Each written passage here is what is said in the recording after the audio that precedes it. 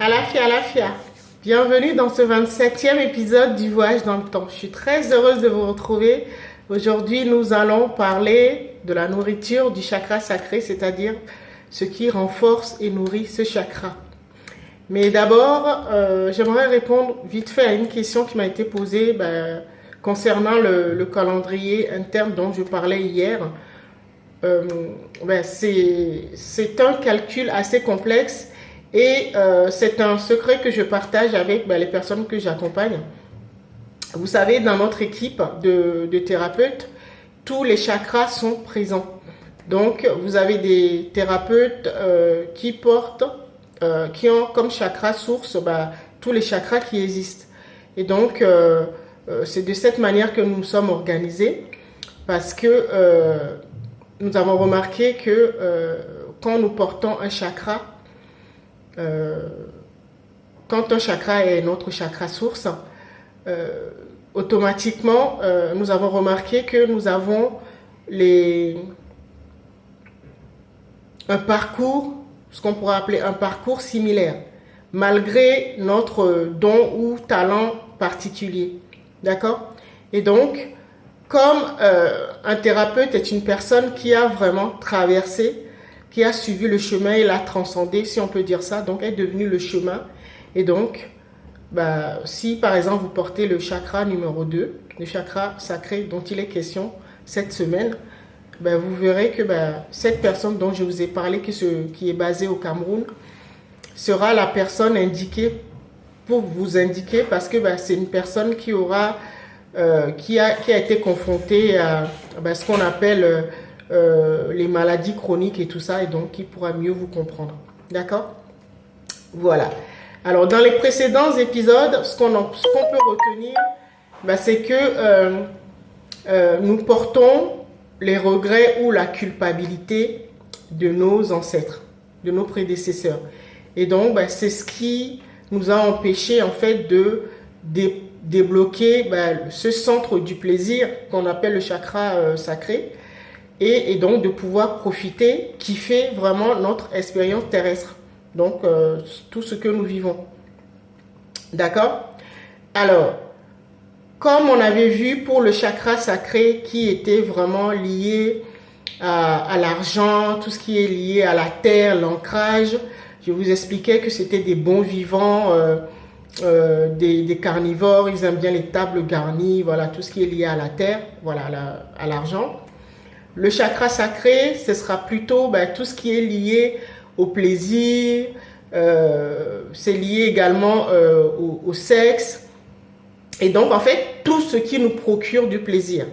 Donc que ce soit dans tous les domaines, que ce soit au niveau de nos hobbies, nos passions, là où nous passons plus de 80% de notre temps, au niveau des activités sportives et tout ça. Voilà. Donc, la question qu'il faut se poser, c'est est-ce que ce que je fais, ça me procure du plaisir, de la jouissance, si on peut dire ça, puisque nous devons fracasser, si on peut dire, la frigidité de nos ancêtres.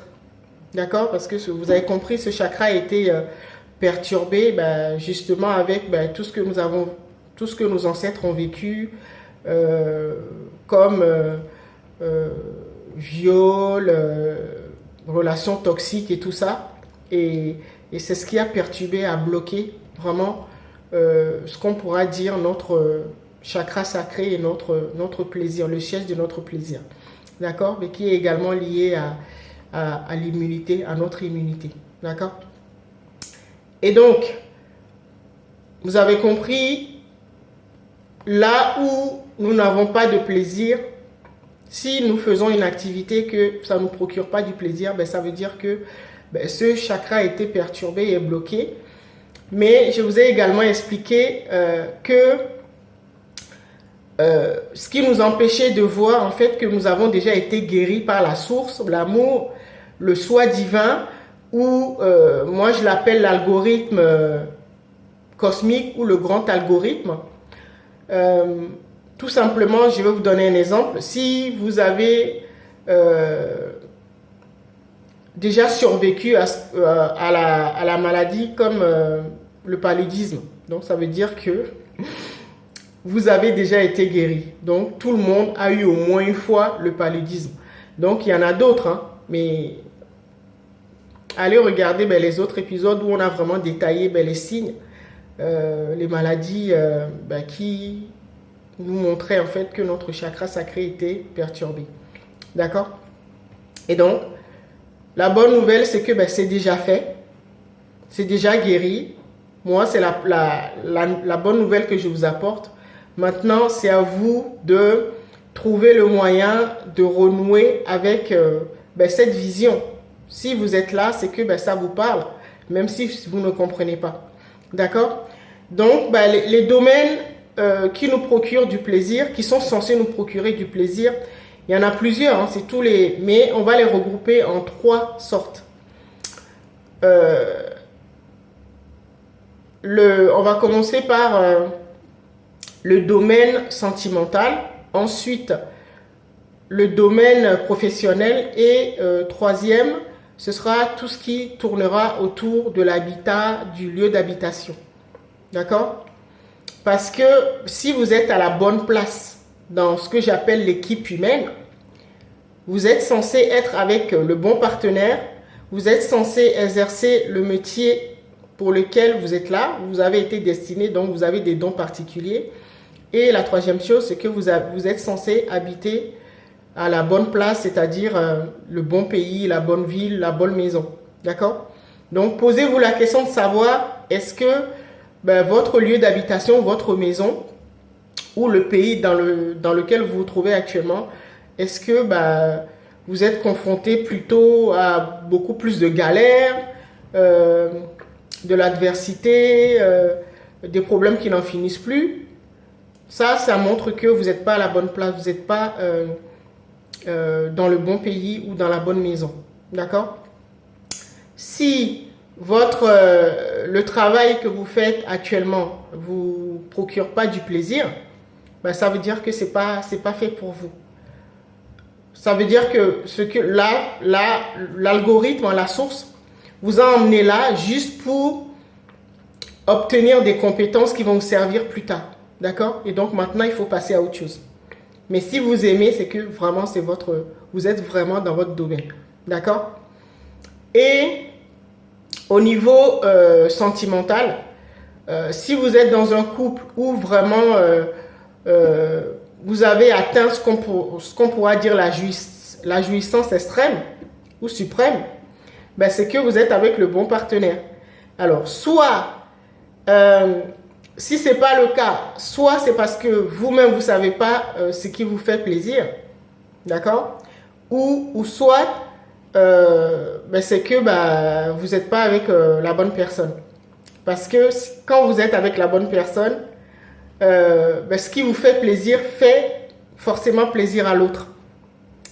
Parce que, comme je l'expliquais pour le phénomène les relations de flammes jumelles, vous êtes complémentaires. Si on prend l'exemple du chakra qui nous intéresse, le chakra numéro 2, je vous ai expliqué hier qu'en fait, les capacités de ce chakra sont complémentaires au chakra, sa flamme jumelle, c'est-à-dire le chakra de la vision. D'accord? Donc, les capacités que vous avez, votre partenaire, le bon partenaire, a ce qui vous manque en fait pour retrouver l'équilibre, pour vous retrouver à la bonne place, c'est-à-dire votre point zéro, ce que j'appelle le point de pouvoir. D'accord? Donc, la bonne place dans l'équipe humaine. D'accord? Alors, comme on avait vu pour le chakra racine, où la plus grande peur de l'humanité était liée à la mort, le plus grand plaisir ou le désir profond lié à ce chakra, c'est l'amour véritable. Donc vous voyez, nous revenons toujours dans la relation de flamme jumelle.